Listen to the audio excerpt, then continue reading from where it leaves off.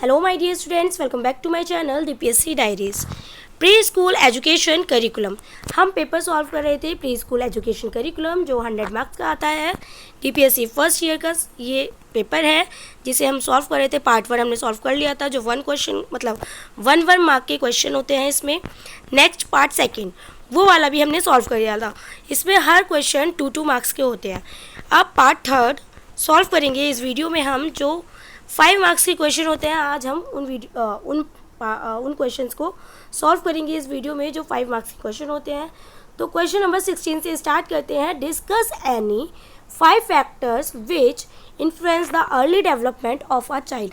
आपको डिस्कस करने हैं ऐसे 5 फैक्टर्स जो इन्फ्लुएंस करते हैं बच्चे के अर्ली डेवलपमेंट में। तो आप पहले बताएंगे कि early childhood development is influenced by many factors. जो अर्ली चाइल्डहुड डेवलपमेंट है वो इन्फ्लुएंस्ड है, मैनी फैक्टर्स हैं उसके। कौन कौन से फैक्टर्स से इन्फ्लुएंस्ड है? These factors affect a child's physical, mental, emotional and social growth. कौन कौन से फैक्टर हैं? ये किस फैक्टर पे अफेक्ट करता है? बच्चे की physical, mental, emotional and social growth पे। ठीक है। नेक्स्ट है factors influencing early development. Factors कैसे इन्फ्लुएंस करते हैं बच्चे के अर्ली डेवलपमेंट पे? हेरिडिटी। फर्स्ट है heredity. Heredity refers to the genetic characteristics inherited from parents such as height, intelligence and physical features. जो हेरिडिटी होती है ये फैक्टर अर्ली डेवलपमेंट के लिए इन्फ्लुएंस होता है। Heredity refers to the genetic characteristics, मतलब कि जो हेरिडिटी होती है मतलब कि अनुवांशिक। ठीक है, अनुवांशिक जो जेनेटिक होते हैं ये कैरेक्टरिस्टिक पेरेंट्स के क्या हाइट से, इंटेलिजेंस और फिजिकल फीचर्स मैच करते हैं। ठीक है, ये हो गया हेरिडिटी। नेक्स्ट है एनवायरनमेंट। नेक्स्ट फैक्टर है environment. A healthy and stimulating environment helps children learn and grow properly. ठीक है, एक हेल्दी स्टिमुलेटिंग एनवायरनमेंट मतलब कि एक अच्छा एनवायरनमेंट जिसमें बच्चा लर्न करता है, सीखता है, स्टिमुलेट करता है।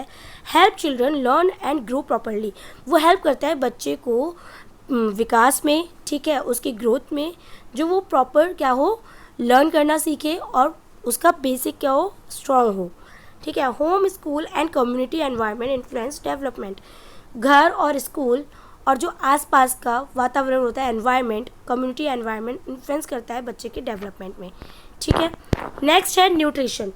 न्यूट्रिशन थर्ड है फैक्टर न्यूट्रिशन। बच्चे के लिए न्यूट्रिशन बहुत ही इंपॉर्टेंट है क्योंकि proper nutrition is essential for brain.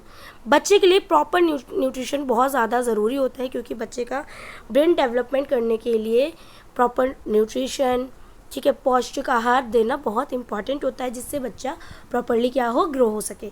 बच्चे की physical growth and energy, mall nutrition can slow down development. ठीक है, इससे क्या होता है, बच्चे का फिजिकल ग्रोथ होती है और एनर्जी आती है। प्रॉपरली बच्चा जब न्यूट्रिशन प्रॉपर मिलता है बच्चे को तो ब्रेन डेवलपमेंट होता है, बच्चे का फिजिकल ग्रोथ होती है, उसकी बॉडी में एनर्जी आती है। ठीक है। और माल न्यूट्रिशन वाला जो बच्चा होता है वो स्लो लर्नर होगा। ठीक है, स्लो डाउन डेवलपमेंट, बच्चे का डेवलपमेंट भी नहीं होगा प्रॉपर। ठीक है, उसके ब्रेन डेवलपमेंट नहीं होगा, उसके शरीर के अंग डेवलप नहीं होंगे अच्छे से, कमज़ोर होगा वो। ठीक है, बीमार होगा वो। नेक्स्ट है फोर्थ फैक्टर क्या है? Family and parenting. Family and parenting भी बहुत ही ज़्यादा इंपॉर्टेंट फैक्टर है क्योंकि इसमें पेरेंट्स प्रोवाइड कराते हैं बच्चे को love, care, guidance and emotional security which are essential for healthy development. जो पेरेंट्स होते हैं वो बच्चे को लव देते हैं, प्यार देते हैं, ठीक है, केयर देते हैं, उसको गाइड करते हैं बच्चे को प्रॉपर, ठीक है, सही गलत वैल्यूज सिखाते हैं, हर चीज़ सिखाते हैं बच्चे को, गाइड करते हैं, इमोशनल सिक्योरिटी प्रोवाइड कराते हैं बच्चे को which are essential for healthy development. बच्चे के हेल्दी डेवलपमेंट के लिए ये सभी चीज़ें बहुत ही ज़्यादा इंपॉर्टेंट होती हैं। ठीक है। नेक्स्ट है fifth factor health and medical care. Health and medical care, regular health checkups. जो हेल्थ एंड मेडिकल केयर होता है ये रेगुलर हेल्थ चेकअप्स बहुत ही इंपॉर्टेंट फैक्टर है। बच्चे के रेगुलर हेल्थ चेकअप्स होने चाहिए, वैक्सीनेशन होना बहुत ज़रूरी है, प्रॉपर मेडिकल केयर मिलना बच्चे को ज़रूरी है और ये हेल्प करती है बच्चे को डिजीज़ मतलब बीमारियों से बचाने के लिए, सपोर्ट हेल्दी डेवलपमेंट और हेल्प करती है बच्चे के हेल्दी डेवलपमेंट में। ठीक है। कंक्लूजन आपको एंड में डालना होगा। Thus heredity, environment, nutrition, family support and health care play an important role in the early development of a child. जो हेरिडिटी है और एनवायरनमेंट है, ये दोनों ही, हेरिडिटी, एनवायरनमेंट, न्यूट्रिशन और फैमिली सपोर्ट बच्चे के हेल्थ केयर के लिए बहुत ही ज़्यादा इंपॉर्टेंट रोल प्ले करती है। बच्चे के डेवलपमेंट के लिए, अर्ली डेवलपमेंट के लिए ये सभी चीज़ें क्या होती हैं, एक बहुत ही इंपॉर्टेंट रोल प्ले करती हैं। बच्चे के लिए बहुत ज़्यादा ज़रूरी है healthy nutrition, healthy family support, ठीक है, हेल्थ केयर और मेडिकल चेकअप्स, वैक्सीनेशन, हेरिडिटी और एनवायरनमेंट, सोशली इंटरेक्ट करना, बहुत सी चीज़ें, ये सभी चीज़ें बच्चे के लिए बहुत ही ज़्यादा इंपॉर्टेंट होती हैं। नेक्स्ट है question number 70। Explain the developmental patterns of play during infancy and pre school with examples. आपको बताना है डेवलपमेंटल मतलब कि बच्चे के विकास का जो पैटर्न है उसको बताना है प्ले ड्यूरिंग इन्फेंसी, ठीक है, प्ले ड्यूरिंग इन्फेंसी कौन सा पैटर्न प्ले होता है बच्चे के जो इन्फेंसी बच्चा होता है और प्री स्कूल एजुकेशन के लिए विद एग्जाम्पल्स के साथ बताना है आपको, ठीक है। आंसर है introduction. Play is a natural activity for children and changes as the child grows। ठीक है, जो खेल होता है वो नेचुरल एक्टिविटी होती है, जो प्ले करता है बच्चे में नए मतलब चेंजेस आते हैं, ग्रो करता है बच्चा और प्रॉपर्ली सीखता है, लर्न करता है। The pattern of play develops from simple activities in infancy to more complex activities in preschool years. ठीक है, जो पैटर्न होता है वो बच्चे का कैसा होता है, वो प्ले करता है एक इंपॉर्टेंट रोल। कैसे? Play develops from simple, infancy में बच्चा सिंपल एक्टिविटीज़ करेगा, फिर उसके बाद में मोर complex activities in preschool years. जब प्री स्कूल का हो जाता है बच्चा, प्री स्कूल ईयर्स का होता है, तो उसको कॉम्प्लेक्स एक्टिविटीज़ कराई जाती हैं, जिससे ये एक पैटर्न चलता है बच्चे के प्ले के लिए। ठीक है, नेक्स्ट है प्ले ड्यूरिंग इन्फेंसी। ठीक है, प्ले ड्यूरिंग इन्फेंसी यानी कि 0 से 2 ईयर्स। इन्फेंसी कब होता है? 0 से 2 ईयर्स। ये क्वेश्चन आ सकता है एग्जाम में 1 मार्क में कि इन्फेंसी में क्या एज होती है बच्चे की? 0 से 2 ईयर्स। प्ले ड्यूरिंग इन्फेंसी, इसमें बच्चा कैसे करता है? सेंसरी मोटर प्ले करता है। ठीक है, बच्चा अपने सेंसेस का यूज़ करके प्ले करके सीखता है। Infants explore objects using their senses and movements. बच्चा क्या करता है? अपनी सेंसेस का यूज़ करके ऑब्जेक्ट्स को यूज़ करता है, मूवमेंट करता है सेंसेस का यूज़ करके। एग्जाम्पल है शेकिंग टॉयज़, टचिंग ऑब्जेक्ट्स। ठीक है, ऑब्जेक्ट्स को टच करना, फील करना, सेंसेस का यूज़ करके बच्चा क्या करता है? प्ले करता है और सीखता है। नेक्स्ट है सोलिटरी प्ले। ये मैंने जो पैटर्न वाला है ना, ये बहुत ही अच्छे से कराया हुआ है। ये वीडियो बिल्कुल भी मिस नहीं करनी है, बहुत ही ज़्यादा इंपॉर्टेंट है। वीडियो का लिंक मैं डिस्क्रिप्शन में डाल दूँगी। अगर आप ये एक वीडियो देख लोगे ना, अगर इससे एक भी क्वेश्चन आएगा, 2 भी क्वेश्चन आएंगे, आप पूरा करके आओगे, क्योंकि मैंने बहुत ही अच्छा और डिटेल में समझाया हुआ है। ये वाला जो पैटर्न वाला है ना, बच्चे के सोलिटरी प्ले, कोऑपरेटिव प्ले, हर तरीके के प्ले मैंने उसमें बताए हुए हैं। ठीक है, तो सॉलिटरी प्ले क्या होता है? The child plays alone without interacting with others. जो सॉलिटरी प्ले होता है, ये प्ले मतलब ये अकेले खेलता है बच्चा। ठीक है, किसी से इंटरेक्ट नहीं करता है, किसी से बात नहीं करता है, वो अपने अकेले ही प्ले करता है। ठीक है, alone. Example playing with rattles और ब्लॉक्स। बच्चा ब्लॉक से खेल रहा है, अकेले तो खेल रहा है, किसी के साथ तो नहीं खेल रहा है, अलोन। ठीक है, ये इसके एग्जाम्पल है सॉलिटरी प्ले, जैसे प्ले रैटल्स और ब्लॉक्स के साथ खेलना। अब नेक्स्ट है play during preschool age 3 to 6 years. अब मैंने अभी आपको बताया इन्फेंसी जो होता है 0 से 2 ईयर्स में होता है। इसमें बच्चा सेंसरी मोटर का यूज़ करता है, प्ले करता है, इससे सीखता है, एक्सप्लोर करता है और सोलिटरी प्ले करता है, अकेले खेलता है और लर्न करता है, सीखता है, ब्लॉक्स का यूज़ करता है। ठीक है, अब play during preschool age. Preschool age क्या होती है? 3 to 6 ईयर्स एज। ठीक है, इसे भूलना नहीं है, 3 to 6 ईयर होती है प्री स्कूल एज। तो इसमें क्या करता है बच्चा? First parallel play children play side by side but do not interact much. बच्चा क्या करता है? साइड बाय साइड प्ले करता है बट वो इंटरेक्ट नहीं करता। ठीक है, बट नॉट इंटरेक्ट मच, ज़्यादा इंटरेक्ट नहीं करता है। तो एग्जाम्पल है जैसे कि 2 children building blocks separately. 2 children हैं, वो क्या कर रहे हैं? अपने अपने मतलब कर तो रहे हैं, ब्लॉक से गेम खेल रहे हैं, लेकिन अपना अपना सेपरेटली, अलग अलग। ठीक है, नेक्स्ट है second associative play. 3 to 6 years में जो अर्ली चाइल्डहुड वाले बच्चे होते हैं, प्री स्कूल वाले बच्चे होते हैं, वो एसोसिएटिव प्ले करते हैं, children start interacting and sharing toys. फिर इसमें क्या होता है, बच्चा क्या करता है, इंटरेक्ट करता है एक दूसरे से और टॉयज़ को शेयर करता है, शेयरिंग सीखता है, शेयर करके खेलता है। एग्जाम्पल जैसे playing with clay together, clay के साथ खेलना एक साथ, ये हो गया इसका एक एग्जाम्पल, ठीक है। नेक्स्ट है कोऑपरेटिव प्ले, भी इसी में ही आ जाता है 3 to 6 ईयर्स के एज में बच्चा कोऑपरेटिव प्ले करता है। Children play together with a common goal, जैसे कि अब चिल्ड्रन है, 2-3 बच्चे हैं उनका चिल्ड्रन है, वो एक साथ खेलते हैं और वो कॉमन गोल, उनका मेन गोल क्या है, जैसे कि role play like teacher students और डॉक्टर पेशेंट। अब ये होता है ना, कॉमन गोल क्या है उनका, जैसे कि टीचर स्टूडेंट खेल रहे हैं, कि टीचर पढ़ा रही है, स्टूडेंट पढ़ रहे हैं, ठीक है, ये वाले गेम भी खेलते हैं बच्चे। तो ये क्या होता है, कोऑपरेटिव प्ले, एक साथ खेलते हैं और एक कॉमन गोल होता है उसमें। डॉक्टर पेशेंट खेलना, एक डॉक्टर बन रहा है, एक पेशेंट बन रहा है, ठीक है, ये होता है कोऑपरेटिव प्ले।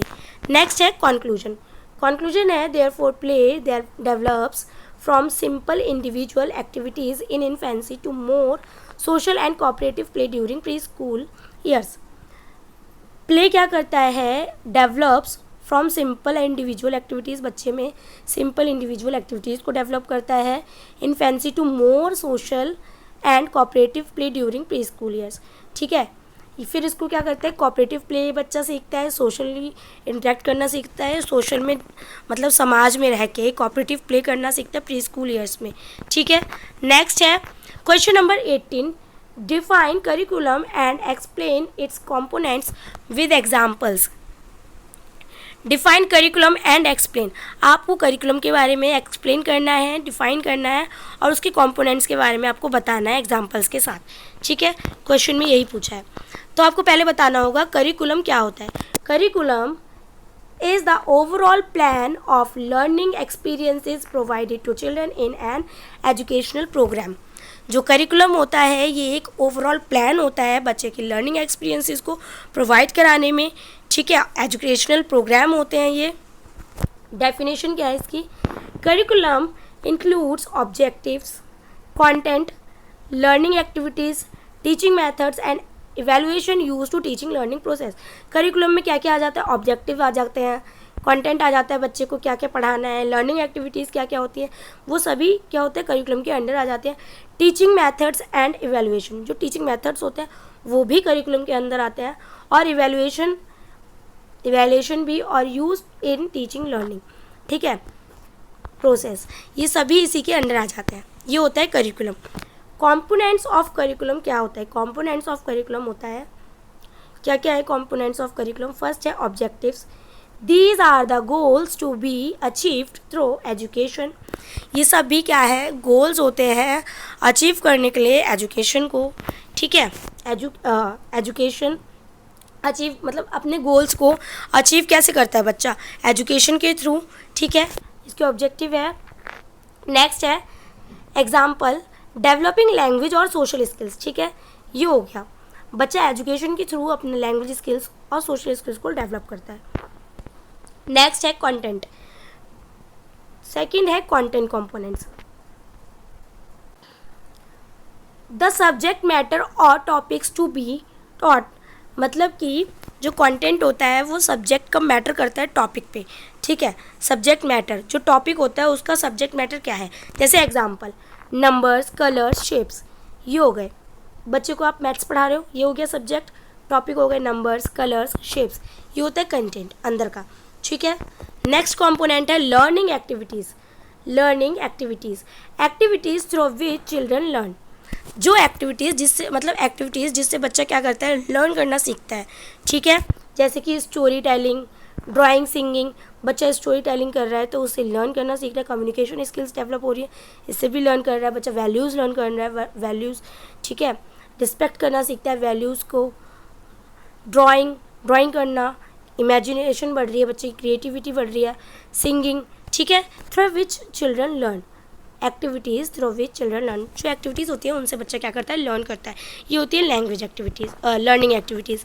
नेक्स्ट है टीचिंग मेथड्स, फोर्थ है teaching methods, ways used by teachers to teach effectively. Teaching methods क्या होते हैं कि टीचर जो यूज़ करती है बच्चे के लिए, बच्चे के नीड के अकॉर्डिंग बच्चे को इफ़ेक्टिवली मेथड्स का यूज़ करना, जिससे बच्चे प्रॉपर क्या हो सके, इंटरेस्ट के साथ लर्न करना सीखें। इफ़ेक्टिवली क्या होने चाहिए, टीचर टीच इफ़ेक्टिवली, उसके मेथड, उसकी जो टीचिंग एड्स होने चाहिए टीचर के, और जो टीचर जिस तरीके से पढ़ा रही है वो इफ़ेक्टिवली होना चाहिए। तो टीचिंग मेथड्स बहुत ही इंपॉर्टेंट है। जैसे example play way method, demonstration method, बच्चे को डेमोन्स्ट्रेशन करा दो, प्ले वे मेथड खेल खेल में सिखाओ, ठीक है। ये हो गया teaching methods main components. Next है इवैल्यूएशन। इवैल्यूएशन एक इम्पॉर्टेंट कंपोनेंट्स है करिकुलम का as an assessment of children's progress. Evaluation बच्चे को असेस करना, उसकी प्रोग्रेस का पता चलता है इससे, ठीक है। Example observation, worksheets, oral questions. बच्चे को ऑब्जर्व करो, आप इससे एक्सेस करोगे, ठीक है। इससे पता चलेगा बच्चा कितनी प्रोग्रेस कर रहा है कितनी नहीं। वर्कशीट्स कराना, ओरल क्वेश्चंस करना बच्चे को, ठीक है। इससे आप क्या करोगे, बच्चे को इवैल्यूएशन होता है, एसेस होता है, और आपको पता चलता है कि बच्चा कितना प्रोग्रेस कर रहा है किससे। नेक्स्ट है कंक्लूजन। दस curriculum provides a complete framework for organizing teaching and learning activities।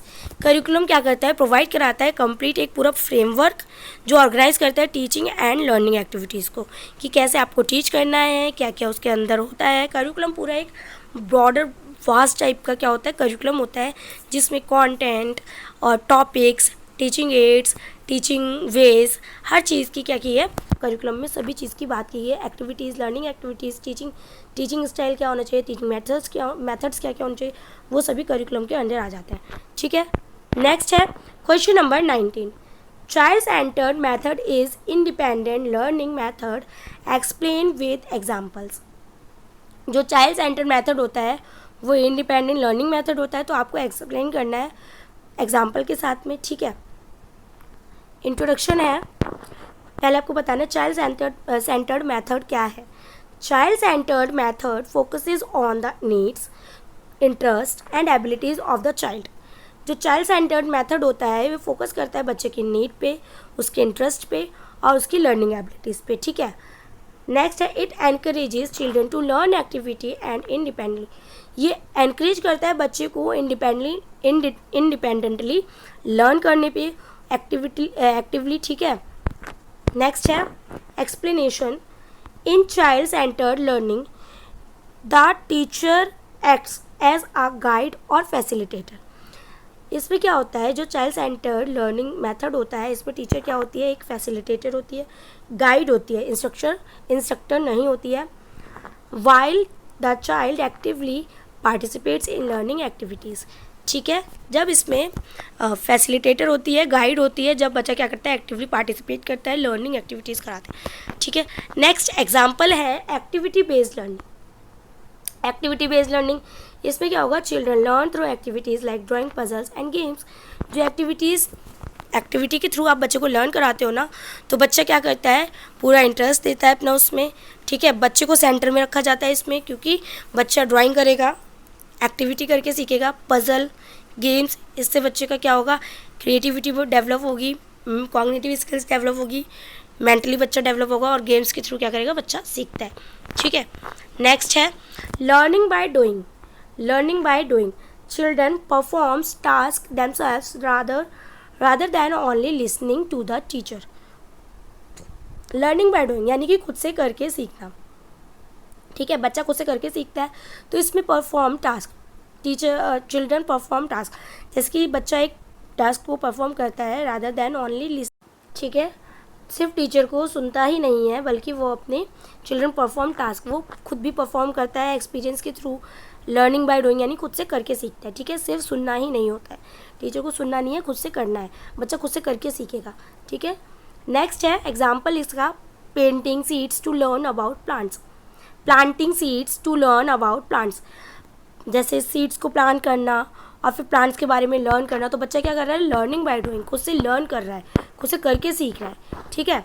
Next है third group work. Children work together and share ideas. Group work में क्या होता है, बच्चा अपने साथ में लर्न करते हैं, ठीक है, आइडियाज़ को शेयर करते हैं, तो ये ग्रुप वर्क, ये भी एक चाइल्ड सेंटर लर्निंग हो गई, ठीक है। एग्जाम्पल है मेकिंग चार्ट्स और मॉडल्स। जैसे कि टीचर ने बच्चे को दे दिया कि आपको चार्ट बनाना, ग्रुप बना दिए, तो बच्चा उसमें क्या करेगा, अपने अपने आइडियाज़ को शेयर करेगा कि ऐसे नहीं, ऐसे इस मॉडल को बनाओ, ऐसे इस चार्ट को बनाओ, इसमें ऐसी ड्राइंग करो, अपनी एक्टिविटीज़ को, अपनी क्रिएटिविटी को, ठीक है, डेवलप कर पाएंगे बच्चे इससे। क्रिएटिव अपने, जैसे 5 बच्चे हैं, सबके अंदर अलग अलग हुनर होता है, तो ऐसे क्या होगा, एक साथ बैठ के अपने अपने आइडियाज़ को शेयर करके फिर उसको क्या करेंगे, एक चार्ट बनाना, मॉडल बनाना, तो ग्रुप वर्क, ये क्या हो गया, चाइल्ड सेंटर्ड हो गया। नेक्स्ट है conclusion. Child centered education promotes independent learning, creativity and active participation of children। जो चाइल्ड सेंटर्ड मेथड होता है, यानी कि चाइल्ड सेंटर्ड एजुकेशन होती है, प्रमोट करती है बच्चे को खुद से सीखने पे, खुद से लर्निंग पे, ठीक है, खुद से लर्न करना सीखता है। इसमें बच्चा क्रिएटिव बनता है, एक्टिव बनता है और उसका एक्टिव पार्टिसिपेशन रहता है। इसमें बच्चा एक्टिव रहता है, बच्चा लिसनर नहीं होता है अकेले, इसमें बच्चा बच्चे का पूरा पूरा पार्टिसिपेशन भी होता है, ठीक है, खुद भी इन्वॉल्व होता है पूरा बच्चा। नेक्स्ट है question number 20, right 5 objectives of pre school for all round development of a child. Right 5 activities, right 5 objectives, आपको 5 ऑब्जेक्टिव्स लिखने हैं pre school for all round development of a child.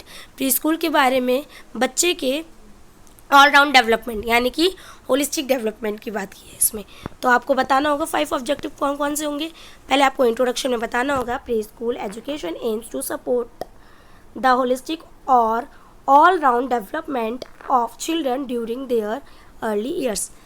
जो प्री स्कूल एजुकेशन होता है, इसका M है कि बच्चे की होलिस्टिक डेवलपमेंट कराएं, ठीक है, अर्ली ईयर्स में, ठीक है। नेक्स्ट है objectives of pre school education. क्या क्या इसकी ऑब्जेक्टिव्स हैं प्री स्कूल एजुकेशन की। फर्स्ट है फिजिकल डेवलपमेंट, बच्चे का फिजिकल डेवलपमेंट कराना, develop motor skills through activities like learning, running, jumping and playing. बच्चे की फिजिकल डेवलपमेंट कराना, बच्चे को जैसे रनिंग करा दी, जंपिंग करा दी, प्लेइंग करा दी, ठीक है, एक्टिविटीज़ के थ्रू बच्चे को आप मोटर स्किल्स का क्या कर रहे हो, डेवलपमेंट कर रहे हो। नेक्स्ट है सेकेंड कॉग्निटिव डेवलपमेंट। बच्चे में कॉग्निटिव डेवलपमेंट कैसे होगा, जैसे कि development thinking, memory and problem solving abilities.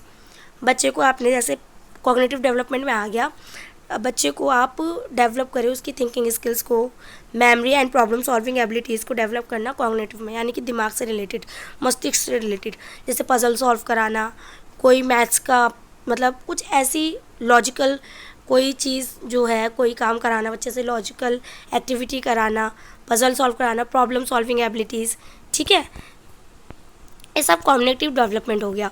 Next है language development. Language development improve communication through story telling, songs and observations. Language development help करता है बच्चे को कम्युनिकेशन में, किसके थ्रू, एक्टिविटीज़, कौन कौन सी एक्टिविटीज़ करा सकते हैं आप, जैसे स्टोरी टेलिंग करा दी, ये बच्चे की लैंग्वेज में हेल्प करेगा, सॉन्ग्स, राइम्स, कॉन्वर्सेशन, बच्चे से कॉन्वर्सेशन करना, ये सभी क्या करते हैं, कम्युनिकेशन क्या करते हैं, इंप्रूव करते हैं बच्चे की कम्युनिकेशन स्किल को, ठीक है, और लैंग्वेज डेवलपमेंट भी होता है इससे बच्चे का। नेक्स्ट है fourth social development. Teach children cooperation, sharing and team work. बच्चे को क्या करें, टीच करें कि वो कॉपरेट करना सीखे, शेयरिंग एंड टीम वर्क बच्चे को आए, ठीक है। सोशल डेवलपमेंट बहुत ही इंपॉर्टेंट होता है, इससे बच्चा कॉपरेट करना सीखता है, शेयरिंग करना सीखता है, अपने आइडियाज़ को एक्सप्रेस करना सीखता है, और टीम वर्क में रहकर कोई भी काम करना सीखता है और सोशल इंटरेक्ट करना सीखता है, ठीक है। तो सोशल डेवलपमेंट भी बहुत ज़रूरी होता है बच्चे के लिए। नेक्स्ट है इमोशनल डेवलपमेंट। ये सभी होलिस्टिक डेवलपमेंट के अंदर आ जाते हैं, ऑल राउंड डेवलपमेंट करानी होती है ना। तो emotional development helps children express their feelings and develop self confidence. जो इमोशनल डेवलपमेंट होता है वो बच्चे को हेल्प करता है फीलिंग्स को एक्सप्रेस करने में, अपने थॉट्स को एक्सप्रेस करने में, और सेल्फ कॉन्फिडेंस को बिल्ड करने में, ठीक है। तो कंक्लूजन है, thus preschool education supports physical, mental, social, emotional and language development of children. जो प्री स्कूल एजुकेशन होती है वो बच्चे के होलिस्टिक डेवलपमेंट पे ज़्यादा फोकस करती है, और उसकी कौन कौन से है, फिजिकल, बच्चे का फिजिकल डेवलपमेंट पे फोकस करना, मेंटल डेवलपमेंट पे, social, emotional and language development, इन सभी एस्पेक्ट से बच्चे का क्या करते हैं, होलिस्टिक डेवलपमेंट होता है प्री स्कूल एजुकेशन में। Next question 21। Question number 21. Discuss the advantages of thematic approach of teaching and pre school level. ठीक है, आपको थीमेटिक अप्रोच के बारे में एडवांटेजेस बतानी है। जो थीमेटिक अप्रोच होती है वो क्या होती है, पहले तो आपको उसके बारे में बताना है, फिर आपको बताने हैं उसके एडवांटेजेस के बारे में। Teaching eight pre school level, ठीक है, थीमेटिक अप्रोच के आपको बताने हैं प्री स्कूल लेवल पे आप कैसे टीच करते हो, टीचिंग क्या है उसकी। नेक्स्ट है आंसर बताना है आपको इंट्रोडक्शन से। Thematic approach means teaching different concepts through a common theme such as animals, seasons और फैमिलीज। जैसे कि थीमेटिक अप्रोच क्या होती है कि means teaching different concepts. Thematic approach को क्या करते हैं कि इसका मतलब है डिफरेंट कॉन्सेप्ट्स को किसके थ्रू पढ़ाना, जैसे कि थ्रू कॉमन थीम, कुछ कॉमन थीम्स ले ली जैसे कि एनिमल्स का टॉपिक ले लिया, सीजन्स के बारे में पढ़ा दिया बच्चों को, फैमिली के बारे में। तो ये हो गई एक थीमेटिक अप्रोच। ठीक है, कॉन्सेप्ट्स के बारे में। एडवांटेजेस क्या है इसका, इंटीग्रेटेड लर्निंग होती है इसमें बच्चे की, children learn different subject through one theme. एक थीम बना दी, उसमें बच्चे को आपने क्या कर दिया, डिफरेंट सब्जेक्ट के बारे में बच्चा क्या करता है एक ही थीम में सीखता है, तो इंटीग्रेटेड लर्निंग हो गई इसमें। नेक्स्ट है सेकंड मीनिंगफुल लर्निंग होती है। Learning becomes easier and more interesting.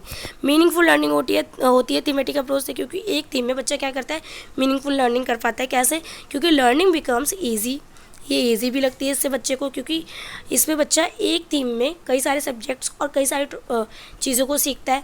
ठीक है, एंड मोर इंटरेस्टिंग, और इंटरेस्टिंग भी होती है। नेक्स्ट है थर्ड एनकरेजेस क्यूरियोसिटी। बच्चे में क्यूरियोसिटी क्या होती है, एनकरेज होती है। Children ask question and explore more about the topic. Children क्या करते हैं इसमें, उनकी क्यूरियोसिटी क्या होती है, बढ़ती है, और बच्चा फिर नई नई चीज़ें देखता है, नई नई चीज़ें सीखता है, नई नई चीज़ें को देख के एक्सप्लोर करता है और सीखता है, फिर उसके बारे में पूछता है नए नए टॉपिक के बारे में, फिर डीपली बच्चा क्या करता है उसमें लर्न करता है। ठीक है, उसका बेस भी इससे स्ट्रांग होता है, तो क्वेश्चन करता है बच्चा। नेक्स्ट है इम्प्रूव्स क्रिएटिविटी। ये इम्प्रूव करती है थीमेटिक अप्रोच से, बच्चे की क्रिएटिविटी इम्प्रूव होती है। Activities like drawing, story telling and role play enhance creativity. कौन कौन सी इम्प्रूव करती है, क्रिएटिविटी आती है इसमें बच्चे में, बच्चा ड्राइंग करना सीखता है, स्टोरी टेलिंग आती है, रोल प्ले करना आता है बच्चे को, एनहांस क्रिएटिविटी, बच्चे की क्रिएटिविटी को एनहांस करते हैं। ठीक है, नेक्स्ट है एक्टिव पार्टिसिपेशन। बच्चे का थीमेटिक अप्रोच में एक्टिव पार्टिसिपेशन रहता है। Children become actively involve in learning activities. जो बच्चे होते हैं वो एक्टिवली इन्वॉल्व रहते हैं इसमें, उनका एक्टिव पार्टिसिपेशन रहता है, लर्निंग एक्टिविटीज़ करते हैं बच्चे, खुद से एक्टिव रहते हैं उस चीज़ में और इंटरेस्ट होता है बच्चे को। ठीक है, नेक्स्ट है conclusion. Thematic approach makes learning enjoyable. जो थीमेटिक अप्रोच होती है वो बच्चे को क्या करती है, लर्निंग को, यानी कि लर्निंग को क्या करती है, इंजॉयबल बनाती है। ठीक है, मीनिंगफुल बनाती है, इफ़ेक्टिव बनाती है, और इफ़ेक्टिव बनाती है प्री स्कूल लर्नर्स के लिए। नेक्स्ट है प्रिपेयर अ प्लान। ऐसा करते हैं नेक्स्ट क्वेश्चन नेक्स्ट वीडियो में मैं आपको क्वेश्चन नंबर 22 से सॉल्व कराऊंगी। अब ये वीडियो ज़्यादा लॉन्ग हो जाएगी तो मैं वीडियो को यहीं से एंड करती हूँ। आई होप आप सभी को क्वेश्चन समझ आ रहे होंगे कि किस टाइप के क्वेश्चंस एग्जाम में पूछे जाते हैं, क्या फॉर्मेट है। आई होप आप सभी को ये वीडियो पसंद आ रही होंगी, तो वीडियो को लाइक करें, चैनल को सब्सक्राइब करें, जितना हो सके उतना शेयर करें DPSC फर्स्ट ईयर स्टूडेंट्स को, क्योंकि ये आपके लिए बहुत ही ज़्यादा हेल्पफुल होंगे एग्ज़ाम के पॉइंट ऑफ व्यू से। ठीक है, थैंक यू फॉर लिसनिंग। मिलते हैं नेक्स्ट वीडियो में आगे के क्वेश्चन के साथ।